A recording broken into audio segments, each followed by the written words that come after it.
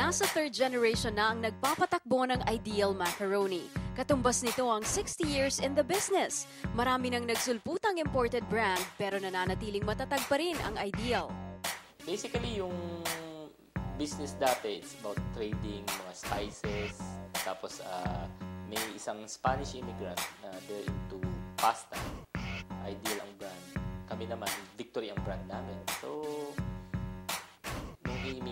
babalik na siya sa Spain, Spanish immigrant, babalik na siya sa Spain.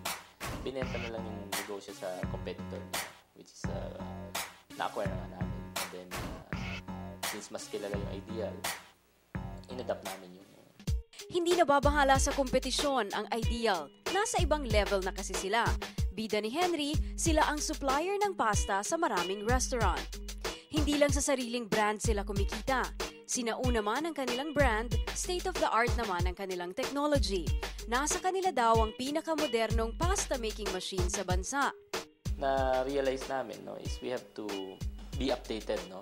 Yung technology, with the times, you have to go with the flow. So, since nag-improve yung mga technology sa pasta making, so dati mano-mano yan Like, it took you about a day, 24 hours bago mo ma-harvest o makuha yung finished product. So, nag-acquire kami ng mga latest mga computerized pasta processing machines, and it would cut down yung production time from a day, from 24 hours to about 4 hours na lang ngayon. So, you have a finished goods na. So, nag-improve din yung quality, of course. Hindi na rin limitado ang Ideal sa pasta business. Pinasok na rin nila ang ibang food products. We imported oatmeal from Quaker Oats, and then we pack it. And then under our own private label, yung Australia Harvest. And then meron din kaming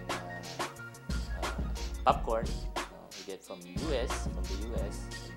Again, we have our own private label. Tapos, nagdi-distribute na rin kami. We are also to distribution. We were able to secure the distribution rights for Super Q Bihon and Palabok. Red Cock is parang panabong na manok. Yan. Oats yan at ginagamit sa mga fighting cocks. Hinahalo sa conditioner. 60 years na ang kumpanyang tinayo ng kanyang lolo.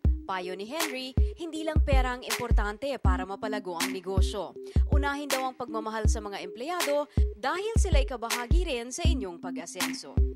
Basically, yun lang na dapat maging seryoso dun sa tinatrabaho at for us, may inaalala din kami mga empleyado na kailangang to sustain them for employment.